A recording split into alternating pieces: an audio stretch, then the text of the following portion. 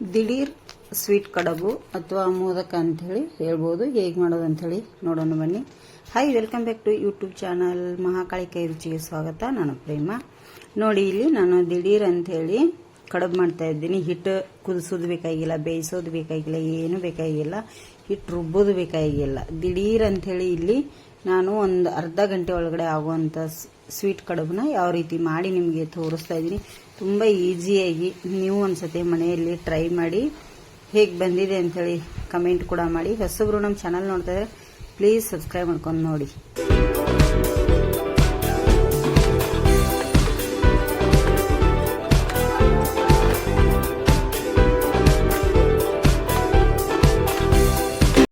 ನೋಡಿ, ಇಲ್ಲಿ ಗ್ಯಾಸ್ ಮೇಲೆ ಒಂದು ಬಾಣಲಿ ಇಟ್ಟಿದ್ದೇನೆ ನಾನು.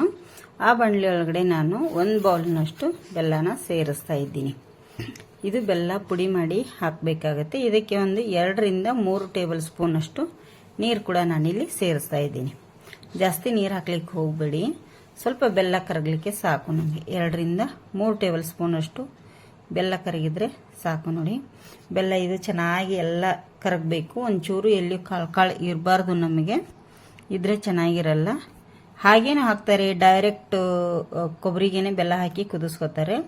ಇಲ್ಲ, ನಾನು ಯಾಕಂದ್ರೆ ಇಲ್ಲಿ ಬೆಲ್ಲದಲ್ಲಿ ಕಸ ಕಡ್ಡಿ ಇರುತ್ತೆ ಅಂಥೇಳಿ ಈ ಥರ ಸ್ವಲ್ಪ ಕುದಿಸ್ಕೊಂಡು ಇದನ್ನು ಸೋದಿಸ್ಕೋಬೇಕಂತೇಳಿ ನಾನಿಲ್ಲಿ ಸೋದಿಸ್ಕೋತಾ ಇದ್ದೀನಿ. ನೋಡಿ, ಈ ಥರ ಸೋದಿಸ್ಕೋಬೇಕಾಗತ್ತೆ. ಇದರಲ್ಲಿ ಕಸ ಕಡ್ಡಿ ಅಂತೂ ಇದ್ದೇ ಇರುತ್ತೆ ಬೆಲ್ಲದಲ್ಲಿ. ಯಾವುದಕ್ಕೂ ಸೋದಿಸಿ ಹಾಕಬೇಕು, ಯಾವುದಕ್ಕೂ ಇದನ್ನ ಮಾಡಿ ಹಾಕಬೇಕು, ಆ ಥರ ಹಾಕಿದರೆ ಒಳ್ಳೆಯದು. ಈಗ ಇದನ್ನೆಲ್ಲ ಸೋದಿಸ್ಕೊಂಡಿದ್ದೇನೆ. ನೋಡಿ, ಕಾಣಿಸುತ್ತಾ ನಿಮಗೆ? ಇಷ್ಟೊಂದು ಬಂದಿದೆ ನೋಡಿ. ನಾನು ಮತ್ತೆ ಅದೇ ಪಾತ್ರೆನ ತಗೊಂಡು ಅದಕ್ಕೇನೆ ನಾನೀಗ ಬೆಲ್ಲದ ಪಾಕನ ಹಾಕ್ತಾ ಇದ್ದೀನಿ. ಇಲ್ಲಿ ಪಾಕ ಬರುವಂಥ ಅವಶ್ಯಕತೆ ಏನಿಲ್ಲ, ಬೆಲ್ಲ ಕರಗಿದ್ರೆ ಸಾಕು. ಈಗ ಬೆಲ್ಲ ಕರಗಿದೆ. ಇದಕ್ಕೆ ನಾನೀಗ ಕಾಯಿ ತುರಿ ಹಾಕ್ತಾ ಇದ್ದೀನಿ. ಇದು ಒಣ ಕಾಯಿ ತುರಿ ಎಲ್ಲ ಹಸಿದು, ಮೇಲ್ಗಡೆದು ತುರ್ಕೊಂಡಿದ್ದೇನೆ. ಹಾಗೆ ಕೆಳಗಡೆದ್ದು ಚಟ್ನಿಗೆ ಅದು ಬರುತ್ತೆ ಅಂಥೇಳಿ ಎತ್ತಿಟ್ಟಿದ್ದೀನಿ ಫ್ರೆಂಡ್ಸ್. ಇಲ್ಲಿ ಮೇಲ್ಗಡೆದ್ದು ತಗೊಂಡಿದ್ದೀನಿ. ಒಂದು 2 ಕಾಯಿನ ನಾನಿಲ್ಲಿ ತುರಿದಿದ್ದೆ, ಹಾಗಾಗಿ ಅದು 2 ಬೌಲ್ನಷ್ಟು ಆಗಿತ್ತು. ಅದಕ್ಕಾಗಿ 1 ಬೌಲು ಬೆಲ್ಲ, 2 ಬೌಲು ಕಾಯಿ ತುರಿನ ಹಾಕಿದೆ. ನೋಡಿ, ತುಂಬ ಚೆನ್ನಾಗಿ ಟೇಸ್ಟಿಯಾಗಿರುವಂಥ ಕಡುಬು ಇಲ್ಲಿ ನಮಗೆ ರೆಡಿ ಆಗುತ್ತೆ. ಇದರಿಂದ ಮೋದಕ ಇದು ಸಂಕಷ್ಟ ಟೈಮಲ್ಲಿ ಅದು ಮಾಡೋದಾದರೆ ಉಪ್ಪೆಲ್ಲ ಸೇರಿಸಬಾರ್ದು, ನಾವು ಹಾಗೆ ಮಾಡ್ಕೋಬೇಕಾಗತ್ತೆ.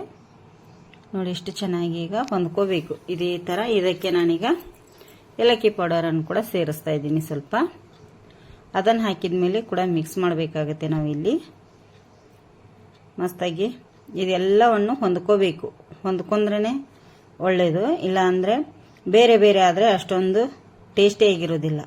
ಮತ್ತು ಕೊಬ್ಬರಿ ಬೆಲ್ಲ ಹೀರಬೇಕು, ಹೀರ್ಕೊಂಡಾಗ ನಮಗೆ ಇದಾಗತ್ತೆ. ನೋಡಿ, ಇನ್ನೂ ನೀರಿದೆ, ಇನ್ನೂ ಕುದಿಬೇಕು. ನಮಗೆ ಜಾಸ್ತಿ ನೀರು ಇರಬಾರ್ದು, ಅದಕ್ಕಾಗಿ ಇನ್ನೂ ಕುದಿಸ್ಕೋಬೇಕಾಗತ್ತೆ ಫ್ರೆಂಡ್ಸ್. ಒಣ ಕೊಬ್ಬರಿದು ಕೂಡ ಮಾಡ್ತಾರೆ, ನಾನಿಲ್ಲಿ ಹಸಿ ಕೊಬ್ಬರಿದು ಮಾಡ್ತಾ ಇದ್ದೀನಿ. ಸ್ವಲ್ಪ ಹಸಿ ಕೊಬ್ಬರಿ ಕೂಡ ನೀರು ಇರುತ್ತಲ್ಲ, ಅದಕ್ಕಾಗಿ ನಾನಿಲ್ಲಿ ಜಾಸ್ತಿ ಸ್ವಲ್ಪ ಟೈಮ್ ತೊಗೊಂಡು ಕುದಿಸ್ತಾ ಇದ್ದೀನಿ. ಮಿನಿಮಮ್ ಒಂದು 4 ರಿಂದ 5 ನಿಮಿಷ ಆದರೂ ಕುದಿಸ್ಕೊಂಡಿದ್ದೀನಿ. ಈಗ ಡ್ರೈ ಆಗಿದೆ ನೋಡಿ ಎಲ್ಲ.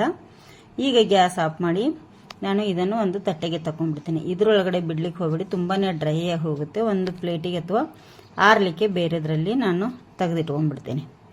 ಈಗ ಇಲ್ಲಿ ಗ್ಯಾಸ್ ಮೇಲೆ ನೀರು ಕುದೀತಾ ಇದೆ, ನೀರು ಕುದಿಸ್ಕೊತಾ ಇದ್ದೀನಿ. ಇಲ್ಲಿ ನಾನು ಸ್ವಲ್ಪ ಅಕ್ಕಿ ಹಿಟ್ಟನ್ನು ತೊಗೊಂಡಿದ್ದೇನೆ. ಒಣ ಅಕ್ಕಿ ಹಿಟ್ಟು ಅಂಗಡಿಯಲ್ಲಿ ಸಿಗುತ್ತೆ, ಇಲ್ಲಾಂದ್ರೆ ನಾವು ಮಿಲ್ಲಲ್ಲಿ ಕೂಡ ಅಕ್ಕಿಯನ್ನು ಈ ಥರ ಬಿಸ್ಕೊಂಬರ್ಬೋದು. ಇದಕ್ಕೆ ಸ್ವಲ್ಪ ಉಪ್ಪನ್ನು ಸೇರಿಸ್ತಾ ಇದ್ದೀನಿ. ಅವಾಗಲೇ ಹೇಳಿದಾಗೆ ಇದಕ್ಕೆ ನಾವು ಸಂಕಷ್ಟಿಗೆಲ್ಲ ಮಾಡೋದಾದರೆ ಉಪ್ಪನ್ನು ಸೇರಿಸಬಾರ್ದು, ಹಾಗೆ ಮಾಡಬೇಕಾಗತ್ತೆ. ನಾನಿಲ್ಲಿ ಸ್ವಲ್ಪ ಉಪ್ಪು ಕೂಡ ಸೇರಿಸಿದ್ದೇನೆ. ಈಗ ಸಂಕಷ್ಟಿಗೆ ಅದು ಮಾಡ್ತಾ ಇಲ್ಲ, ಅದಕ್ಕಾಗಿ ಇಲ್ಲಿ ತುಪ್ಪ ಕೂಡ ಯೂಸ್ ಮಾಡ್ತಾ ಇದ್ದೀನಿ. ಸ್ವಲ್ಪ ತುಪ್ಪನೇ ಹಾಕ್ತಾ ಇದ್ದೀನಿ. ನೋಡಿ, ತುಪ್ಪ ಹಾಕಿದರೆ ಸ್ವಲ್ಪ ಟೇಸ್ಟ್ ಚೆನ್ನಾಗಿ ಬರುತ್ತೆ ಅಂಥೇಳಿ 1 ಟೇಬಲ್ ಸ್ಪೂನ್ ಅಷ್ಟು ತುಪ್ಪನ ಆ್ಯಡ್ ಮಾಡಿದ್ದೇನೆ. ಈಗ ಉಪ್ಪು, ತುಪ್ಪ, ಹಿಟ್ಟು ಎಲ್ಲವನ್ನು ಈಗ ಮಿಕ್ಸ್ ಮಾಡ್ಕೋತಾ ಇದ್ದೀನಿ. ನೋಡಿ, ಈ ಥರ ಎಲ್ಲ ಮಿಕ್ಸ್ ಮಾಡಿದ ಮೇಲೆ ಇದಕ್ಕೆ ನಾನು ಇಲ್ಲಿ ತಣ್ಣೀರನ್ನು ಸೇರಿಸಿ ನಾದ್ಕೊಳ್ತಾ ಇಲ್ಲ. ಯಾಕಂದರೆ ಇದಕ್ಕೆ ನಾನು ಡೈರೆಕ್ಟ್ ಹಿಟ್ಟು ಕುದಿಸ್ಕೊಂಡಿಲ್ಲ ಮತ್ತು ಹಿಟ್ಟು ಬೇಯಿಸಿಲ್ಲ, ಏನು ಮಾಡಿಲ್ಲಲ್ಲ. ಅದಕ್ಕಾಗಿ ಇಲ್ಲಿ ನಾನು ಬಿಸಿ ನೀರು ಹಾಕಿ ಹಿಟ್ಟನ್ನು ನಾದ್ಕೋತಾ ಇದ್ದೀನಿ. ಕೈ ಸುಡ್ತದೆ, ನೋಡಿಕೊಂಡು ನಾವು ಇಲ್ಲಿ ಹಿಟ್ಟು ಕಲಿಸ್ಬೇಕಾಗತ್ತೆ. ಕೈ ಸಿಕ್ಕಾಪಟ್ಟೆ ಸುಡ್ತಿರುತ್ತೆ. ಬಿಸಿ ನೀರು, ಕುದಿ ನೀರು ಇರುತ್ತಲ್ಲ, ಸ್ವಲ್ಪ ಸ್ವಲ್ಪ ಹಾಕಿ ಗಟ್ಟಿಯಾಗಿ ಚಪಾತಿ ಹಿಟ್ಟು ಯಾವ ಹದ ನಾದ್ಕೋತೀವಿ ನೋಡಿ ಆ ಥರ ನಾದ್ಕೊಂಡ್ರೆ ನಮಗೆ ಸಾಕು. ಇಷ್ಟು ನಾನು ಹದ ಮಾಡಿದ್ದೇನೆ. ಈಗ ಇದನ್ನು ಸೈಡ್ ಎತ್ತಿಟ್ಕೋತೇನೆ. ಇಲ್ಲಿ ನಮಗೆ ಯಾವ ಸೈಜಲ್ಲಿ ಉಳ್ಳಿ ಬೇಕು ನೋಡಿ ಆ ಸೈಜಲ್ಲಿ ನಾವು ತಗೋಬೋದು. ತುಂಬ ಚೆನ್ನಾಗಿರುತ್ತೆ. ನಮಗೆ ದೊಡ್ಡದು ಬೇಕಂದರೆ ದೊಡ್ಡ ಸೈಜಲ್ಲಿ ಕೂಡ ಮಾಡ್ಬೋದು, ಇಲ್ಲ ಚಿಕ್ಕ ಸೈಜಲ್ಲಿ ಕೂಡ ಮಾಡ್ಬೋದು. ನಾನಿಲ್ಲಿ ಎಣ್ಣೆ ಪ್ಯಾಕೆಟ್ ಇತ್ತು ಮನೆಯಲ್ಲಿ, ಎಣ್ಣೆ ಪ್ಯಾಕೆಟನ್ನು ತೊಗೊಂಡಿದ್ದೇನೆ. 2 ಎಣ್ಣೆ ಪ್ಯಾಕೆಟ್ ತೊಗೊಂಡಿದ್ದೀನಿ. ಇಲ್ಲಾಂದರೆ ನೀವು ಒಂದಿದ್ರೂ ಒಂದು ತೊಗೋಬೋದು, 2 ಇದ್ದರೆ 2 ತೊಗೊಳ್ಳಿ. ನಾನು 2 ಇತ್ತು, 2 ಇರೋ ಕಾರಣ ಒಂದು ಕೆಳಗೆ ಒಂದು ಮೇಲೆ ಮಾಡಿ ಈ ಥರ ಚಪಾತಿ ಮಣಿ ಬರುತ್ತಲ್ಲ ಅದರಿಂದಾದರೂ ಒತ್ಕೊಳ್ಳಿ. ಇಲ್ಲ ಅಂದರೆ ಈಗ ಲಟ್ಸು ಮಣಿನೇ ಬಂದಿದೆ ಫ್ರೆಂಡ್ಸ್. ಈ ಥರ ಹಿಟ್ಟು ಒತ್ತಿದ್ರೆ ಆಯಿತು, ಅವು ಕೂಡ ಲಟ್ಸಿದ ಹಾಗೆ ರೆಡಿ ಆಗ್ತವೆ. ಹಪ್ಪಳ ಮಣಿ ಅಂತ ಬಂದಿದೆ ನೋಡಿ. ನಾನಿಲ್ಲಿ ಚಪಾತಿ ಮಣಿಯಿಂದ ಲಟ್ಟಿಸ್ತಾ ಇದ್ದೀನಿ ನೋಡಿ. ಇದಕ್ಕೆ ನಾನೀಗ ಅದ್ರ ಮೇಲೇ ನೋಡಿ ಡ್ರೈ ಆಗಿದೆಯಲ್ಲ ಒಂದು ತಟ್ಟೆಗೆ ಹಾಕೊಂಡಿದ್ದೆ. ಎಷ್ಟು ಚೆನ್ನಾಗಿ ಬಂದಿದೆ ನೋಡಿ. ಅದು ಸ್ವಲ್ಪ ನೀರಿದ್ರೆ ಏನಾಗುತ್ತೆ, ಅಂಟಂಟು ಅನಿಸ್ಬಿಡುತ್ತೆ. ಅದಕ್ಕಾಗಿ ನಾನಿಲ್ಲಿ ಡ್ರೈ ಇದೆ, ಡ್ರೈ ಆಗಲಿ ಅಂಥೇಳಿ ಒಂದು ತಟ್ಟೆಗೆ ಹಾಕಿದ್ದೆ. ಈಗ ಕೊಬ್ಬರಿ ಹೂರಣ ರೆಡಿ ಇದೆ. ಈಗ ಅದನ್ನೇ ನಾವು ಟರ್ನ್ ಮಾಡಿ ಇಟ್ಕೋಬೇಕು. ಈ ಥರ ನೋಡಿ ಇಲ್ಲಿ ರೆಡಿ ಆಗುತ್ತೆ ಎಷ್ಟು ಚೆನ್ನಾಗಿ. ಈಗ ನಾವು ಈ ಥರ ಒತ್ಕೋಬೋದು ಸೈಡಿಗೆ ಸ್ವಲ್ಪ. ಇದು ನೀರಲ್ಲಿ ಬಿಟ್ಟು ಬೇಯಿಸೋದಾದರೆ ತುಂಬ ಒಡೆದು ಹಾಳಾಗುತ್ತೆ. ಇದನ್ನು ನಾವು ಹಾಗೆ ಉಗಾ ಮೇಲೆ ಬೇಯಿಸೋದ್ರಿಂದ ತುಂಬ ಚೆನ್ನಾಗಿ ಬರುತ್ತೆ. ಈಗ ಇದೇ ಥರ ನಾನು ಎಲ್ಲವನ್ನು ರೆಡಿ ಮಾಡಿ ಇಟ್ಕೋತೇನೆ ತಟ್ಟೆಗೆ. ಇದೇ ಥರ ಈಗ ಎಲ್ಲ ರೆಡಿ ಮಾಡಿ ಇಟ್ಕೊಂಡೆ. ಇಲ್ಲಿ ನೋಡಿ ತಂದೂರಿ ಅಂದರೆ ಇಡ್ಲಿ, ನಾವು ಇಡ್ಲಿ ಮಾಡ್ತೀವಿ. ಇದರಲ್ಲಿ ಇಡ್ಲಿ ಮಾಡೋದ್ರಿಂದ ಇದಕ್ಕೆ ಕೆಳಗೆ ನೀರು ಹಾಕಿ ಮೇಲ್ಗಡೆ ಪ್ಲೇಟ್ ಇಟ್ಟೆ. ಪ್ಲೇಟ್ ಮೇಲೆ ನಾನಿಲ್ಲಿ ಬಾಳೆ ಎಲೆನ ಇಟ್ಕೊಳ್ತಾ ಇದ್ದೀನಿ. ಬಾಳೆ ಎಲೆ ಮೇಲೆ ಬೇಯಿಸ್ತಾ ಇದ್ದೀನಿ. ತುಂಬ ಚೆನ್ನಾಗಿ ಬರುತ್ತೆ. ನಮಗೆ ಎಷ್ಟು ಬೇಕು ನೋಡಿ ಅಷ್ಟು ನಾನಿಲ್ಲಿ ಬಾಳೆ ಎಲೆನ ಹರಡ್ತಾ ಇದ್ದೀನಿ. ನಿಮಗೆ ದೊಡ್ಡ ಸೈಜ್ ಬೇಕಂದ್ರೆ ದೊಡ್ಡದು ಕೂಡ ಬಾಳೆ ಎಲೆ ಒಂದೇ ಕಟ್ ಮಾಡಿ ರೌಂಡ್ ಶೇಪಲ್ಲಿ ಕೂಡ ಇಟ್ಕೋಬೋದು, ಇಲ್ಲಾಂದ್ರೆ ನೀವು ಹಾಗೇನೂ ಇಟ್ಕೋಬೋದು ನೋಡಿ. ಈಗ ನಾನು ಒಂದೊಂದಾಗಿ ಮಾಡಿಟ್ಟಿರುವಂಥದ್ದನ್ನು ಇಡ್ತಾ ಇದ್ದೀನಿ ನೋಡಿ. ಇಲ್ಲಿ ಇದೇ ಥರ ಈಗ ಎಲ್ಲವನ್ನು ಇಡ್ತೇನೆ.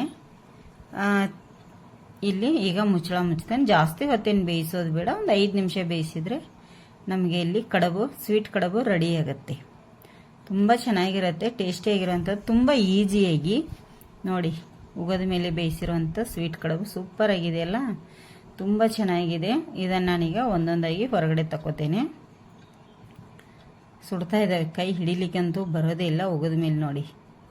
ತುಂಬ ಚೆನ್ನಾಗಿ ಈ ಥರ ಈಗ ಎಲ್ಲ ತೆಗೆದು ಇಲ್ಲಿ ಇಟ್ಕೊಂಡಿದ್ದೆ ನೋಡಿ. ಈ ಥರ ಬಂದಿದೆ. ಇದ್ರ ಮೇಲೆ ಸ್ವಲ್ಪ ತುಪ್ಪ ಹಾಕೊಂಡು ತಿಂದರೆ, ಸುಡು ಸುಡು ಬಿಸಿಯಾಗಿರುವಾಗಲೇ ತಿಂದರೆ ಇನ್ನೂ ತುಂಬ ಚೆನ್ನಾಗಿರುತ್ತೆ, ಟೇಸ್ಟಿಯಾಗಿರುವಂಥದ್ದು ನೋಡಿ. ಈ ಥರ ನೀವು ದೇವರಿಗೆ ಮೋದಕದ ಮಾಡ್ತೀನಿ ಅಂದರೆ ಅಲ್ಲಿ ಉಪ್ಪನ್ನು ಕೂಡ ಸೇರಿಸ್ಲಿಕ್ಕೆ ಹೋಗ್ಬೇಡಿ, ಹಾಗೆ ಮಾಡ್ಕೊಳ್ಳಿ.